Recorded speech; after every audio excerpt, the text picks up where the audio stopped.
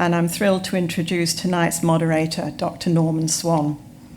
Dr. Swan is one of Australia's most respected health journalists, broadcasters, and commentators. He's a past Walkley Award winner and is a well-respected health commentator. Thank you to Dr. Swan and our 4 panellists for being here with us this evening. So I'd like to welcome the panel to take their seats to commence tonight's discussion. Please come and join us.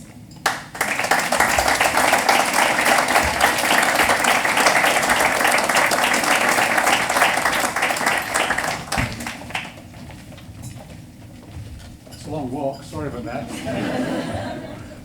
Have a seat. Thanks very much, Helen. Great to be here, and thank you all very much for coming. This is an important issue. Let me introduce the panel before I yak on. Professor Alain Brunet, who is the director of the National PTSD Centre and the Thompson Institute. Next to Alain is Pip Wayland, who is acting Director General of Mental Health and Wellbeing in the Department of Defence and a trained psychologist and has seen action, so the real world, PTSD. In fact, everybody on the panel has seen the real world in just different ways. Dr. Rachel Brand is Senior Lecturer in Clinical Psychology at the Thompson Institute and has extensive experience as a researcher and clinician in traumatic stress. And last but not least is Tim Hicks, who is a consultant psychiatrist at Gympie Hospital, but was a combat medic and physiologist for many years, and then decided to train in medicine, which is to all our benefit. So please welcome our panel.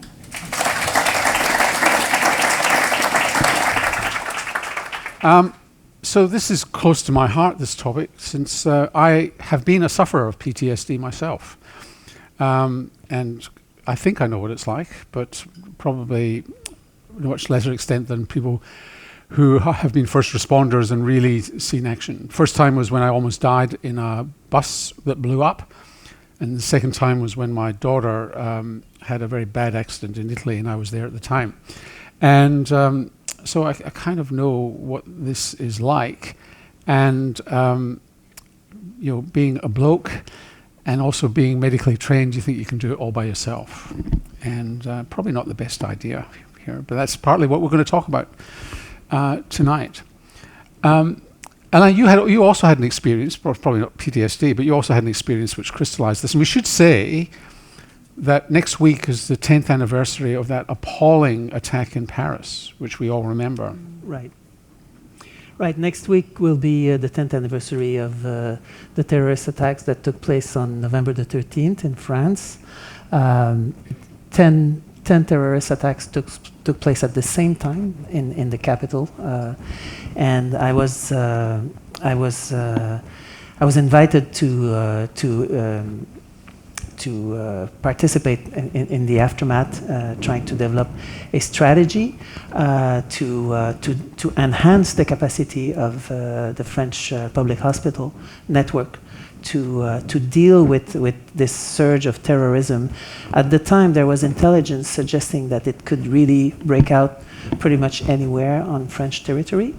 And that is a very sad anniversary date that is upcoming. We should not assume that people in the audience know what PTSD is. Why don't you, this is your viva for your degree question here. We'll mark you out of 10. Well, there's a number of definitions. It encompasses a lot of things, but I guess if we wanted to really get at the core of it, it's essentially a confrontation with death. It's a confrontation with your own death or that of someone else. It's that situation when you go to the movies, let's say that the hero is driving a car and is kind of, trying to take over, and then you see the other car coming in front of you, and it's that moment when you say and think to yourself, that's it, I'm finished. I'm gone. It's finished. It's that confrontation with that is at the same time violent and unexpected. And I often say to people, in order to suffer from PTSD, you need two things. You need a bad memory, you need a traumatic event, of course, but you also need to remember it. And traumatic stress sufferers suffer from reminiscences, constant recollection. It's that one memory that you cannot get rid of, and that really comes to haunt you night and day, and will torment you, until whenever. It took a while for the name to crystallize because, in the First World War it was called shell shock. Right. Vietnam War, they blamed it on Agent Orange. I mean, people run away from it. And there was that stigma in the First World War that this was just cowardice. It wasn't a real syndrome. Yes, it has taken on various names, but what is interesting also is that every era has a slightly different manifestation of what PTSD is. PTSD is a very polymorphous thing. It's something that takes on many faces. And so the PTSD from the Vietnam War was, one kind of PTSD. And the PTSD from the Iraq War, for instance, is different. But it's always it's PTSD, and now we really have a concept, we have a construct, and it's here to stay, and that is really an advance, scientifically speaking. It's the complexity of the environment around the person who develops PTSD. In the Vietnam War, Vietnam veterans were rejected when they came back. They were devalued. And that presumably that sort of environment makes it worse. And then what happens in battle, for example, can make it worse too. Absolutely. PTSD is not just an event. It's also the social context around it. And it is the social context that will determine whether you persist on suffering from PTSD or not. So Pip, you've seen this in action. Yes, I have.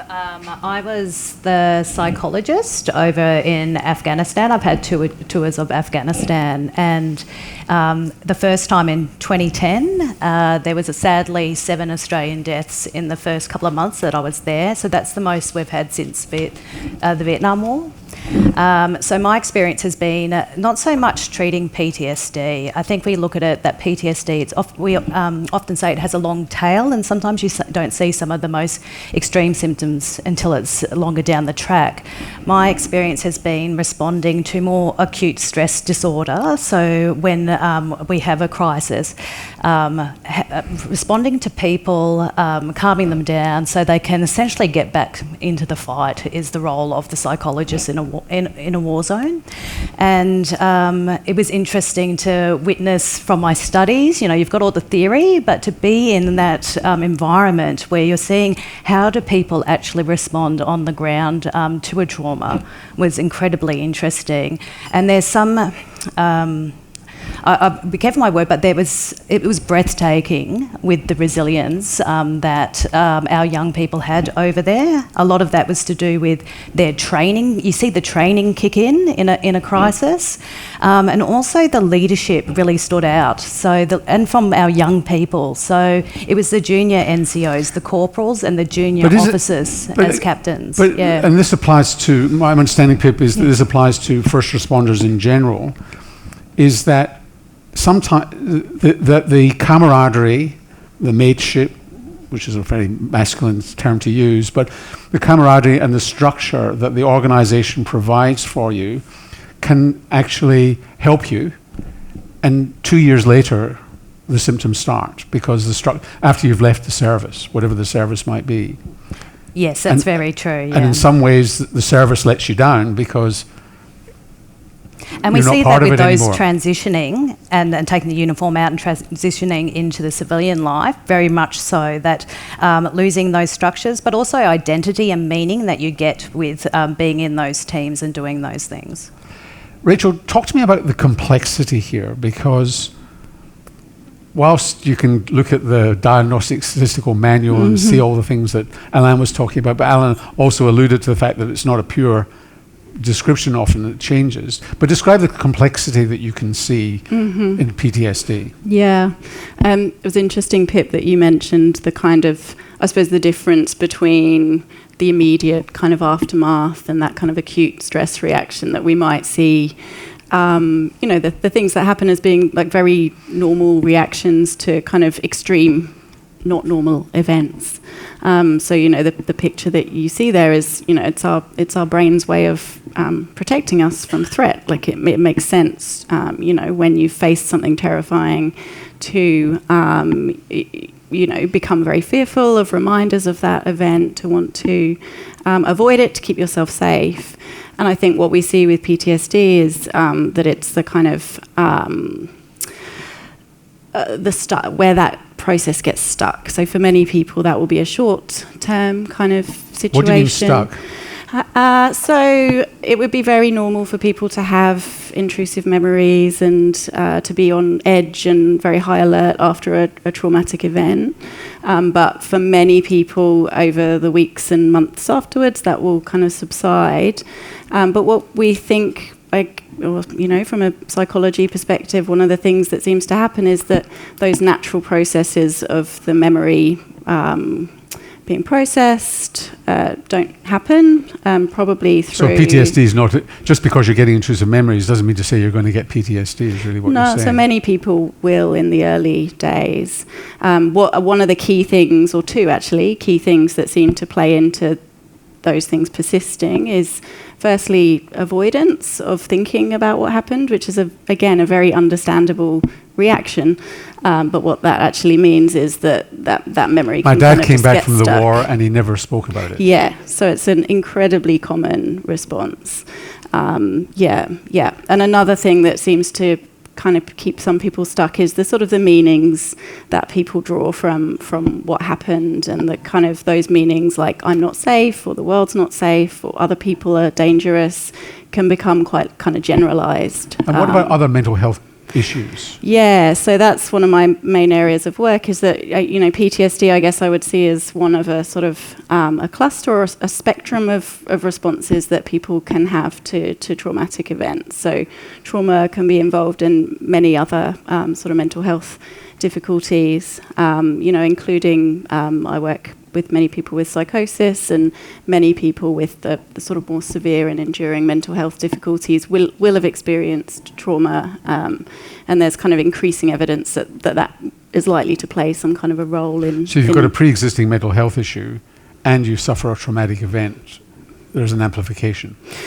That, or it may be that adverse events, particularly maybe in childhood when people are, developing, can actually lead to some more severe and enduring mental health difficulties. So there's sort of key processes happening when you're young and developing that can kind of get interrupted, I guess, by trauma. So Tim, that brings me to a question, which is, you could be in battle, or you could be in the fire brigade, or you could be in the ambulance service, life-saving, and you have 10 people who see the same event and experience the same traumatic event that Alain described. Mm-hmm. You've seen somebody die, or you've felt that you've nearly died yourself. But they don't all get PTSD. Why does that happen? Why don't they all get it? Well, there's no definitive certainty, I would suggest. However, of course, if I was to relate that to the clinical practice that I do, I would think about the other factors that I see coexisting with this. And again, if we think about something that's happened to someone in their childhood that may be some sort of adversity, there may be coexisting mental health conditions, as we know. There may be something in the circumstances of that life at the time that can be continuing. Domestic violence might be happening. There's a whole host of things that may or may not play a role in this. The other thing I'd be slightly cautious about is whether or not somebody does necessarily then go on to develop PTSD or not, because I think there can be many people, especially I think from the military environment, where they just think, actually, this doesn't affect me. I'm built of tougher stuff, or PTSD affects some people, but not me. Or you don't want to admit to it because you're in the SAS and you're too tough for that. Actually, do you know what? I don't think there's so much of that these days. But I think there's a possibility that somebody can come to a point in their life having thought, actually, this doesn't affect me. But they have a meltdown event. Something just triggers, something innocuous years later just triggers something. And of course, then it's not just this event that is triggered and so on. But actually, it's all of these experiences, perhaps from early childhood, it all just comes out in one go, which can be quite overwhelming. So what you're suggesting, and you and Rachel are both suggesting, is that there's a kind of pre-existing load there on the person, which might be recognised or not. I think that would be fair to suggest that, and in the civilian community that I work in, if we think of intergenerational trauma in particular, you've got parents that have got mental health problems, you've got poor educational opportunities, health outcomes are poorer. You might have just literally generations of hopelessness and not the opportunities of rest of society, and compounded by a life that is perhaps affected then by substance misuse, homelessness, and so on. So Alain, there are things, we'll get to treatment in a minute and some of the innovations that are being worked on at the centre, but there are things that make it worse. I mean, I'll tell you an anecdote. So a friend of mine is professor of psychiatry in Tamil Nadu, in Vellore.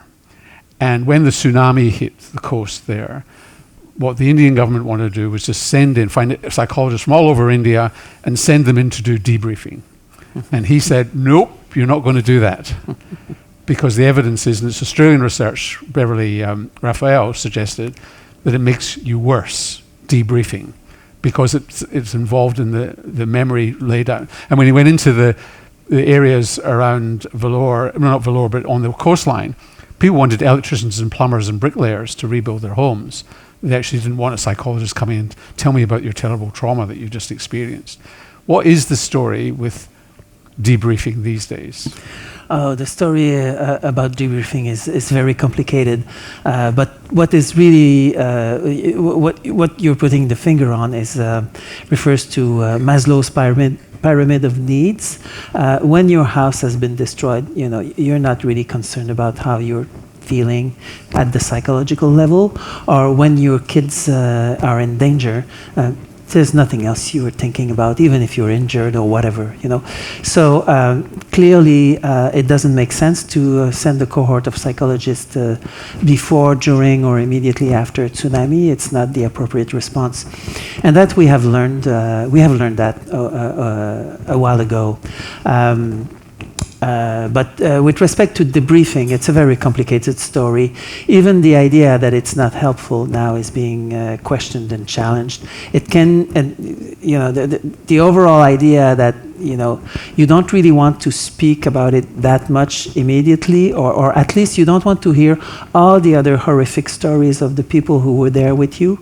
That is more. It's more that piece that you don't want to share. You don't want to hear all the gory details, that everybody experienced. And debriefing is generally conducted in group therapy. It's a group format. So that is something that you want to protect yourself from. Now, talking about what you have experienced and everything can be therapeutic, actually, and even from the very beginning. Which comes to the work that you and Rachel and others are doing on memory. But before we get there, a few years ago, I facilitated a meeting with the Five Eyes looking at how they could do PTSD better. And they all had the same problems. Ignoring problems 2 years after people had left the services. And it happens in every military. It's not an excuse. But they'd spent, different countries had spent a lot of money trying to develop interviewing techniques to identify people who would be resilient to PTSD, and they blew their money against the wall. It didn't work. It's a terrible word, resilience, isn't it? I believe it is, and I know what you're getting at there. You can imagine if you're going for a job interview and someone asked you, are you resilient? What would you say? You would say yes, you wouldn't say no. And so part of the issue with screening for resilience, a lot of it is self-report. So I'm not sure what it's actually telling us, what we can do with that. What I think we also have to be very careful about with the term resilience, I think it can actually stigmatise. So if we it means that there's people who are, I mean, if you take what Tim and Rachel are talking about, is there are these predisposing factors. And you could have somebody who bounced back after adversity for 5 years in the service or whatever, and then suddenly they develop PTSD for no apparent reason because they'd seen that stuff before. And they've become vulnerable rather than lost resilience. Yes, I think that's the good term as well, to say that people can be vulnerable. It's not whether they're resilient or not. I think also for screening and for recruitment, we don't necessarily want people that have never come across adversity. We want people that have been exposed to things. So some of this screening actually asks people, have you been exposed to things?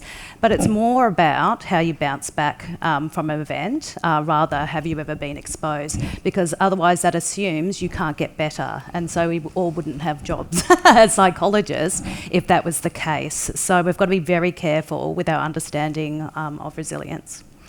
So before we get to this reconsolidation therapy, Rachel, talk me through what the menu is for therapy.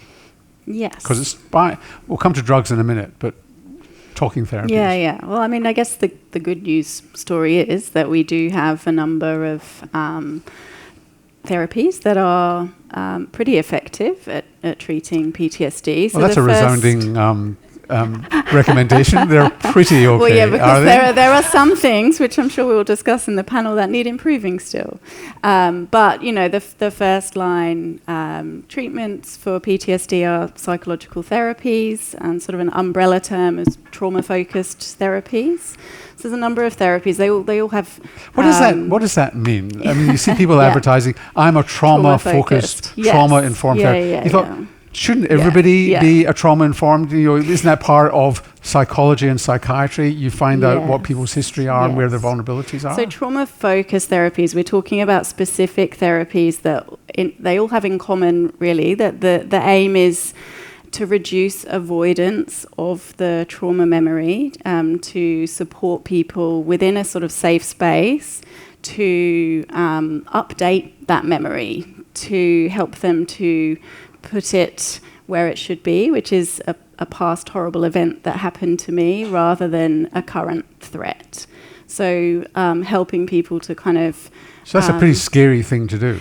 They can be challenging therapies. So, you know... So this is. I mean, I'm oversimplifying, as I always do, but this is a bit like desensitization therapy. You're afraid of flying, and I slowly expose you to the thought of flying, and then eventually you go on an airplane. That's one model. So prolonged exposure is a particular model of therapy, and that's the kind of rationale there, is that by approaching and sitting with something that is very scary, it becomes less scary. It's called habituation. So that's one kind of model of understanding. Some of them kind of conceptualize it that we're actually changing the trauma memory. We're kind of processing it so that it's less intrusive, less vivid, less kind of fragmented, so it's not sort of stuck in time, I guess.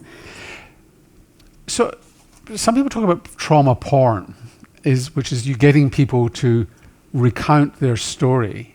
Mm-hmm. And I think this was the part of the theory behind the debriefing, is that if you recount the story often enough, it actually makes it worse because you're solidifying the memory. Is there any truth to that, or is that just bullshit? No, so the nature of trauma memories tends to be that they're kind of different to our everyday memories, that they do tend to be very sort of sensory-based, very vivid, and not necessarily have such a narrative to them. They're kind of, when you get a reminder, it's like, you know, it's boom, I'm just feeling everything I was feeling at the time. There's not necessarily a narrative of, you know, that happened then, and, you know, I was in danger then, but I'm safe now. So actually, by talking about it, you kind of shift it from that very vivid sensory form into something that is a bit more voluntarily accessible for me to verbalize and have a narrative to. So in a traditional cognitive behavioral sense. I mean, Tim, you've got a prescription book, and psychiatrists are notorious for using their prescription book. So give me a sense of how you approach it as a psychiatrist. Yeah, so firstly, I'm just going to reiterate what's just been said. Drugs are not the answer. However, in clinic, I see people with a whole multitude of problems. And sometimes I just have to be pragmatic and say, okay, what can we do in terms of symptom relief that might make things easier to access the appropriate therapy, which is the evidence-based treatment. The other thing I have to think about is actually sometimes... So is that antidepressants?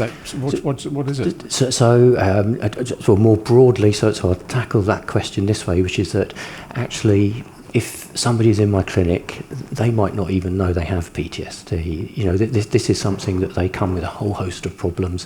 That their issue might be depression because of whatever. So I have to say to myself, I'm going to pragmatically treat whatever it is that is the patient's primary concern.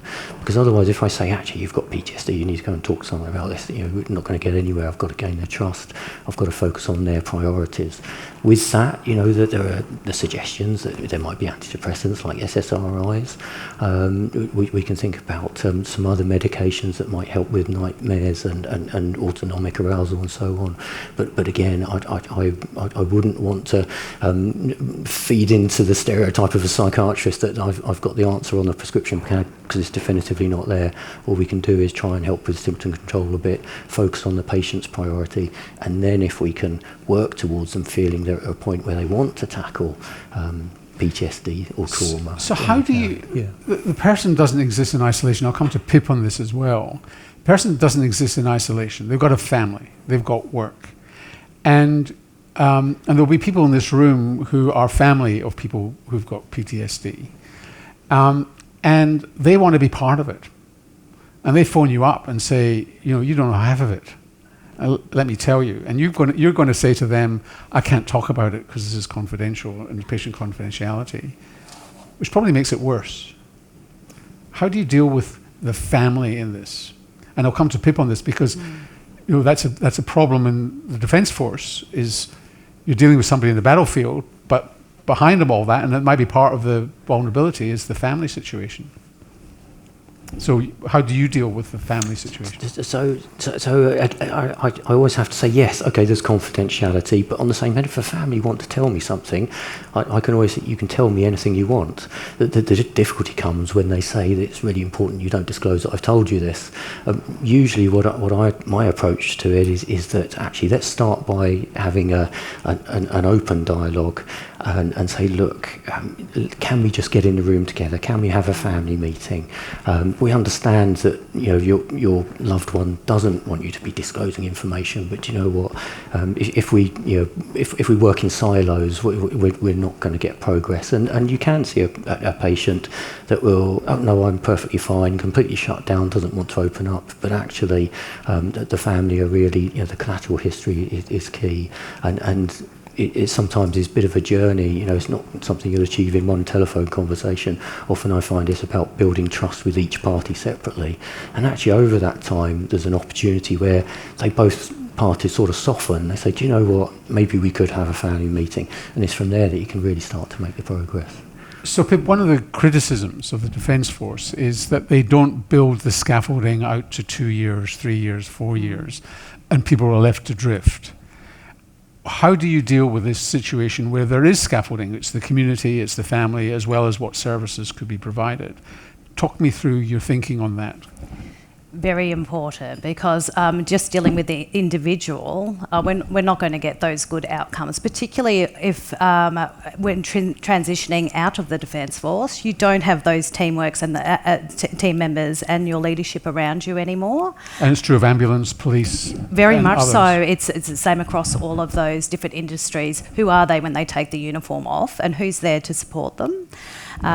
So we've had a lot of focus, I think, with both Defence and Department of Veteran Affairs, looking at how we can work better together so that people don't fall through the cracks, and also consideration of the community and life more broadly to address those things like meaning and purpose for individuals. I think family is incredibly important, as you said, Tim, that people can seem like they're going along well and there will be a big event, event. Often what we see is the big event is a threat of divorce. And so family, I'm actually seeing that clients aren't anti having their partner involved. It's a nice pattern I've seen about working on it together. And, you know, that we use the term "it takes a village." Often that's about bringing up a child, but it's also relevant, I think, of how we support our frontline workers, whether they're from making that transition. It does take the community, and we're seeing shifts in that more recently. So, Alain, let's move now to more advanced therapies and the research that you're doing. By the way, Alain and I have met before, and I only realised this when I was getting briefed for this. I actually interviewed him when he was a wee boy in Montreal, working on this in the early days, and was fascinated by it. So fascinated by it, I can actually picture the room in which I did the interview. Talk us through what we know about memory in this situation, the neurophysiology of memory, and how it applies to this reconsolidation of memory. Well, most of the therapies that work, most of the what we call the evidence-based therapies, and Rachel obviously has been going to the right school and has learned the right forms of treatment. The current evidence is essentially that PTSD is learned, and it needs to be unlearned. It's the idea that if you fall off the horse, you need to get back on that horse as soon as possible. I'm simplifying a little bit here, but that's the basic idea that underlies. Where did that realization come from? That it was avoidance rather than consolidation? It has been identified a while ago. That's been identified quite a long time ago, and it's not unique to PTSD. It applies also to a lot of the anxiety disorders, and so that has been discovered quite a long time ago. You just don't want to confront the devil. Yeah, well, the problem with this kind of unlearning or confrontation is that it's very aversive. It's very difficult, and not everybody is able to engage. And particularly, the rates of engagement and relapse is particularly important among veterans. Those psychotherapies are less efficient. The other thing we haven't spoken about is substance use, which can also affect how the brain is There may be processing. also issues that come and cloud the effectiveness of the treatment. But the bottom line is that those treatments that have deemed to be effective among, let's call them civilians, they don't necessarily work as well with military personnel and veterans. And a lot of them find themselves unable to engage or unable to remain in treatment. And I'm not talking also about the fact that the main issue with those extinction-based treatments is relapse, because it's just a matter of time before you you encounter an unforeseen situation. Let me give you an example. How come Vietnam veterans freaked out on the day of 9/11? What does it have to do with 9/11? Nothing. It has nothing to do. And yet that's a completely unforeseen situation where people became symptomatic overnight.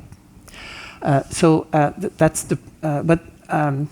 they were triggered. They were triggered, exactly. They were triggered in an unforeseen way, in a way that you could not have imagined, and that is bound to happen. And so we get all those relapse, which is the main problem with the therapies that we have right now.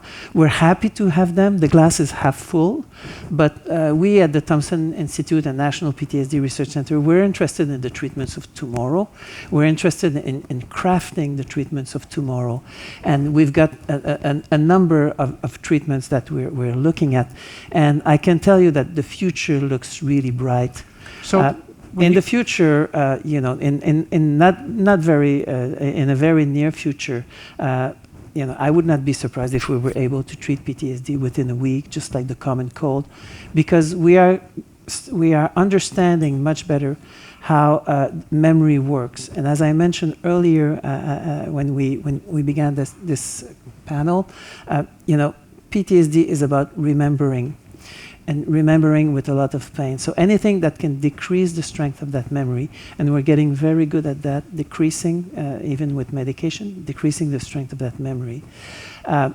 leads to spectacular improvement and remission. And one of the core things here is that the memory is associated with incredibly strong emotion. Absolutely. And that just penetrates the brain. Yes. And if you are able to take the sting out of that memory, the symptoms just vanish without even you having Sting being emotion. Yes, exactly. So when I interviewed you all those years ago, you were using a heart drug called propranolol, a beta blocker. Yes. And so here's my memory of it. I'm glad you have one. You can. It's not a traumatic memory. I hope it's positive. It's actually quite a nice memory. Is that you kind of flushed out in the way that Rachel was talking about the memory. Right. And then you gave them the drug which stopped the memory being reconsolidated because of something that was going on in the brain. Exactly. So what was the beta block? What was this drug doing? Well, or is that drug doing? Well, we have made a lot of progress in the neuroscience about how we create memories, how we form memory, how we store memory, how we remember them, we recall them, and then we restore them again.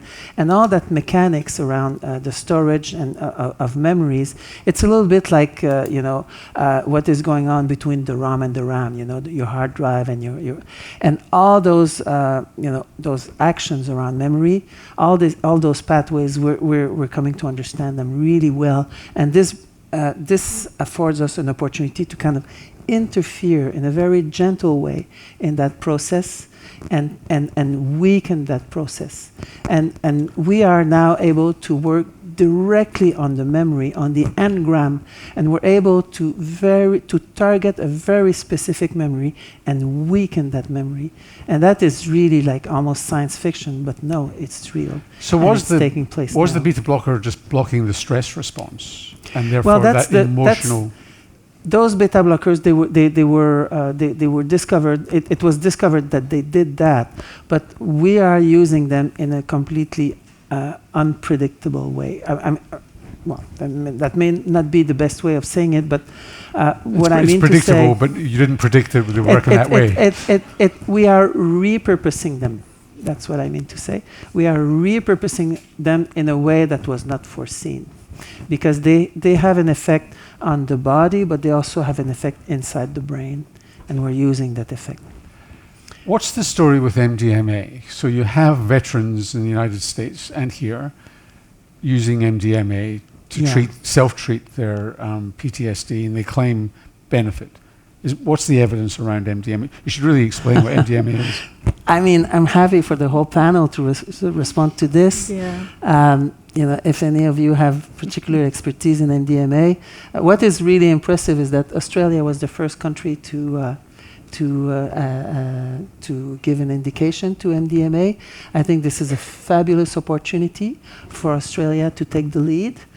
There are lots of very good researchers, PTSD researchers in Australia. For a small country, it's really very strong. What do you think of MDMA? I think in principle, I think. So this is ecstasy we're talking about. Well, for some people maybe, but no, I think that. But you're well under control here. I can see that, Tim.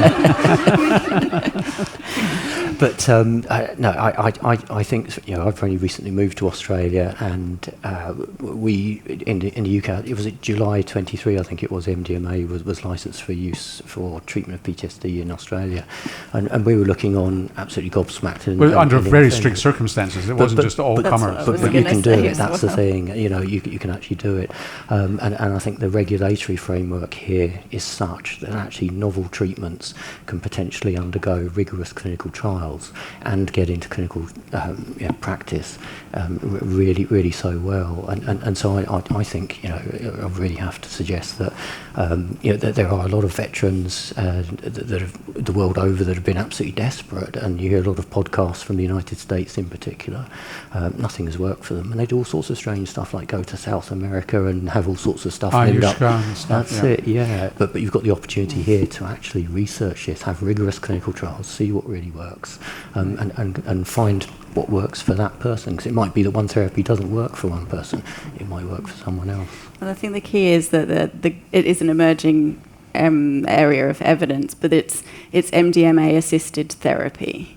So it's not just people going off and taking MDMA as a treatment. So there's a therapist, there's in a a room, similar way time. to propranolol. We're finding that if people can do the therapy whilst taking a drug that affects things, and probably MDMA different to propranolol, that it seems to kind of supercharge in some way the talking therapy.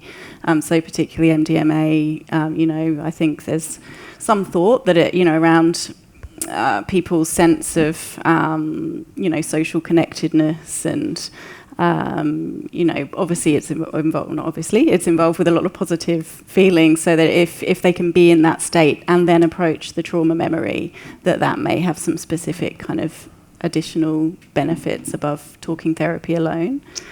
So, Alain, you talked about, let's go back to this, because I find it utterly fascinating, inducing a memory and blocking it. When you do mindfulness meditation, you're told to kind of focus on one thing.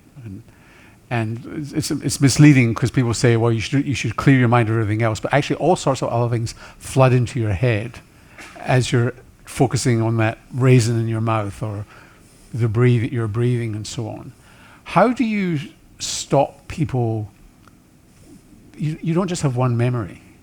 So when you're doing the therapy, all sorts of other stuff comes into your head. It could be, I forgot to get the shopping, who's picking up the kids from school. Right. There's all sorts of things that come into your head when you're doing your therapy. How do you say you can isolate an individual memory, but I challenge people in this room to think of as an individual memory. Well, other Norman, stuff will come I don't know why, but when people see me, they always think about their trauma. So they become very focused. I don't know why. You've got that magic touch. It's just like, I'm Mr. PTSD in their head, so there's just no way you can get around this. No, but mindfulness has been used also with some success with PTSD.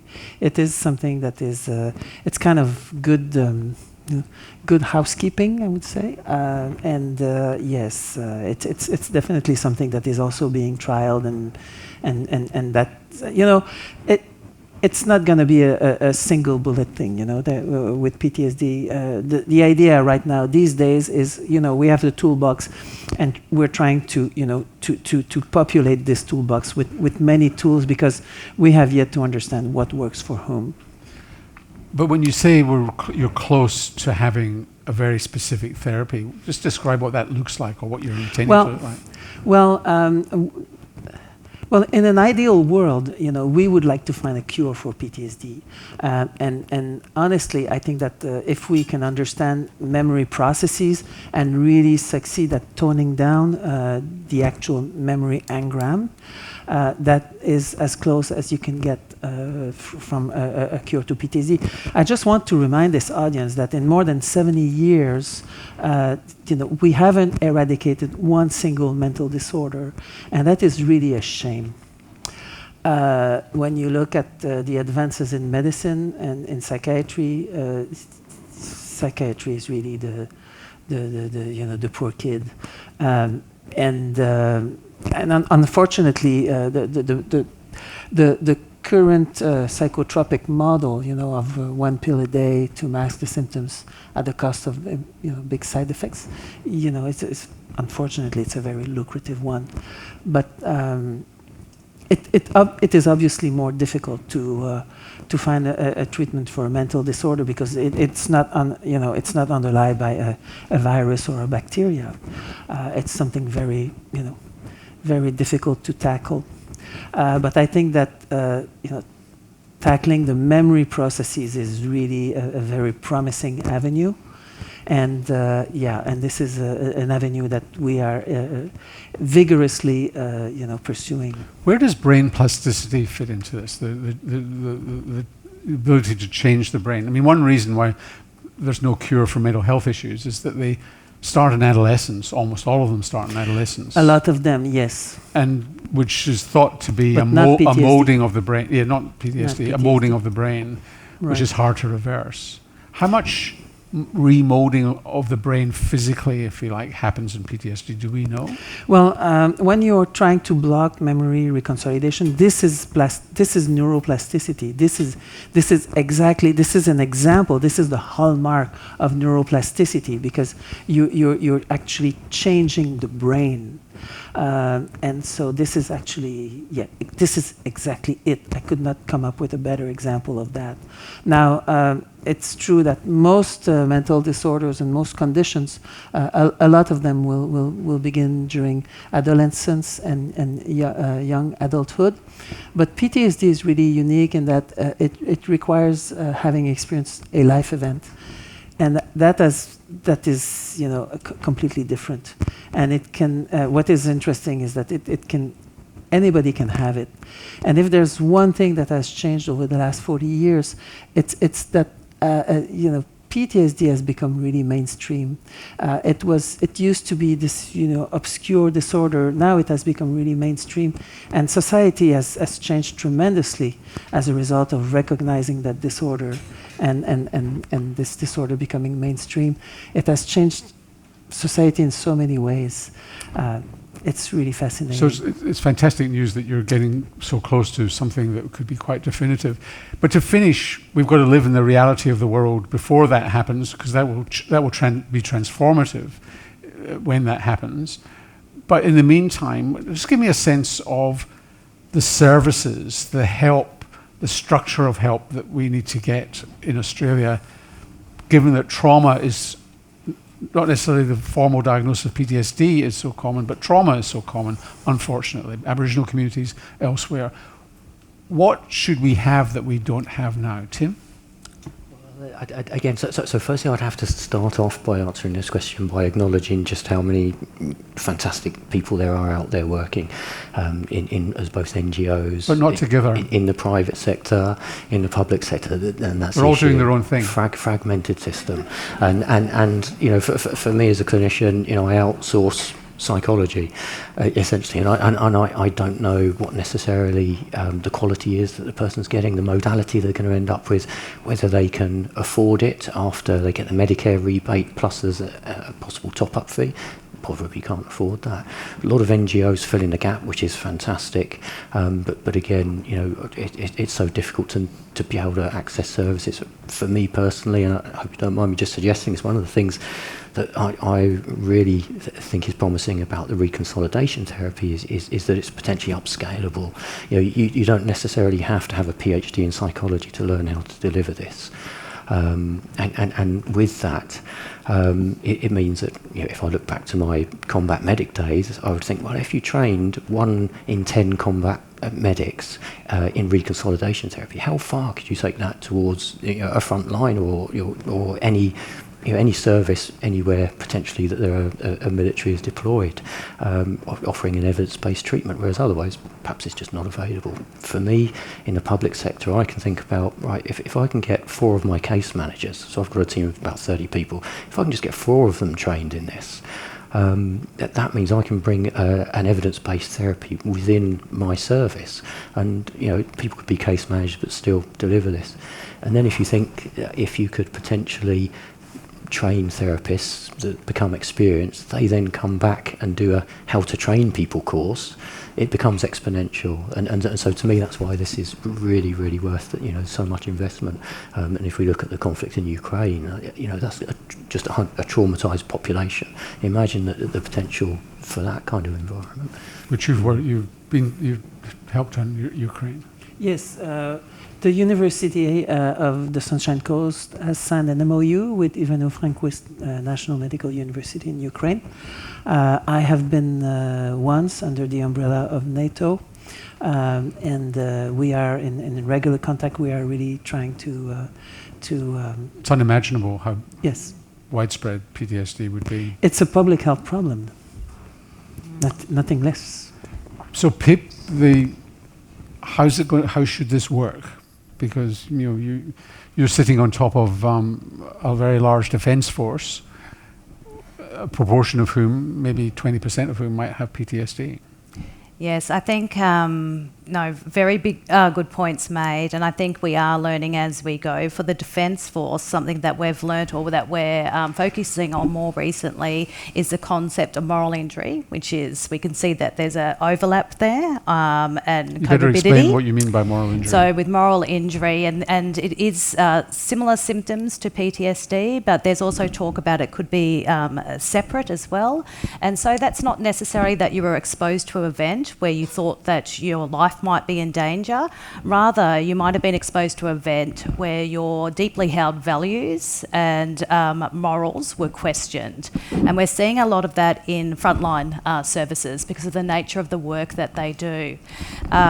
You couldn't protect a child when you wanted to because you had to do something else. So with peacekeepers, for example, that comes up often. The famous examples are like the My Lai massacre, Vietnam War, or the Caballo Rwanda massacre.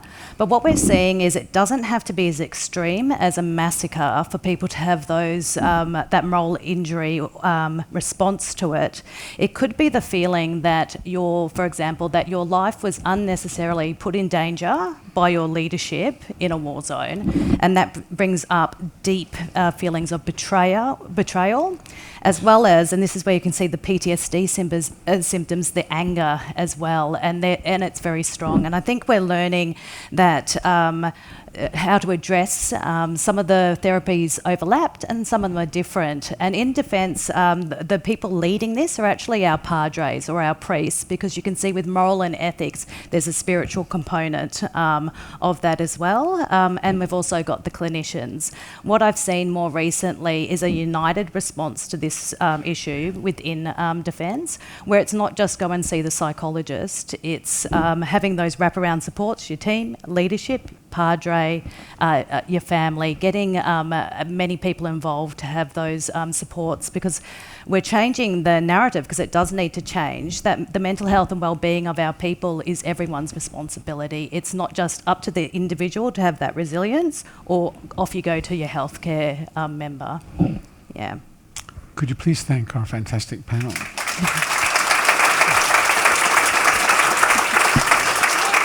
And to close this superb event, can I invite the Chancellor of the University of Sunshine Coast, Air Vice Marshal Sir Angus Houston, who in fact is a fellow Scot originally, and but led the Australian Defence Force for many years. Angus. Just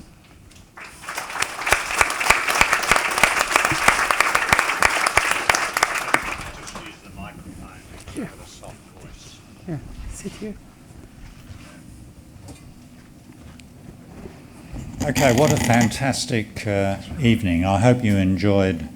It's not a subject you would normally enjoy, but I was incredibly stimulated by what I heard tonight.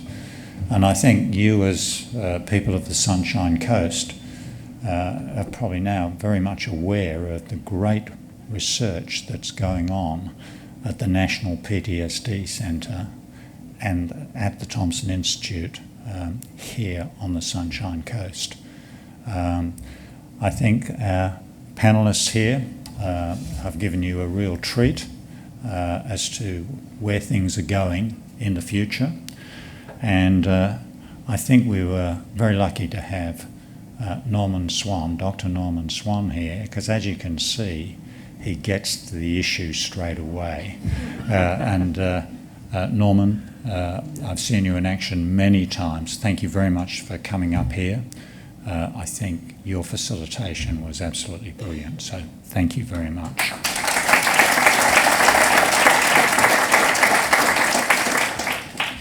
And I think the rest of the panel did a fantastic job. Elaine, of course, is the director of the National PTSD Centre, and I think you can see there's a hope out there in terms of better treatments for PTSD, using his background in reconsolidation treatments. So thank you, Elaine, and I'd like you to give Elaine a hand.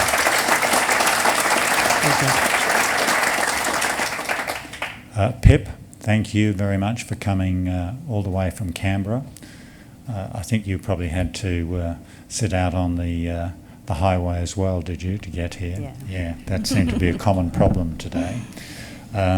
But Pip does a wonderful job in defence, and I think that that teaming that she talked about, bringing all the skills together, it gives, I think, a much better outcome for our people who are suffering PTSD and associated conditions.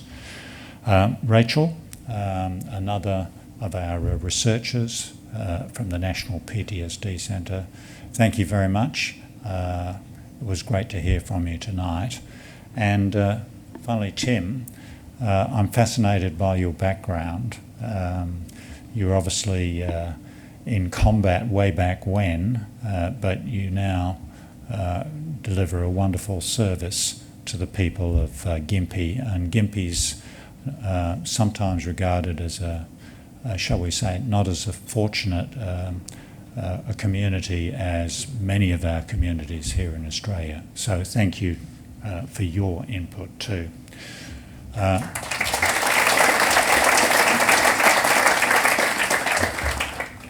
So a great evening tonight, and we are going to do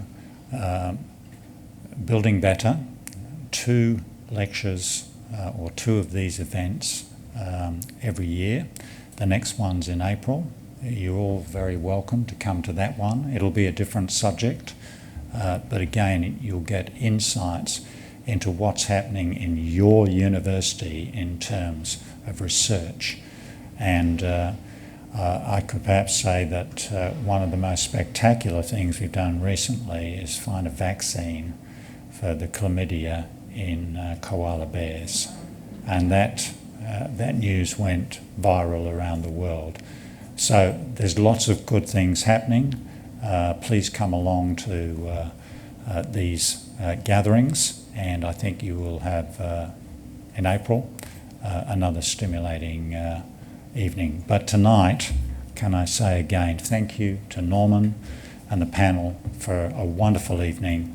I'm much more enlightened about where we are with PTSD at the moment. So thank you all again. Could you give the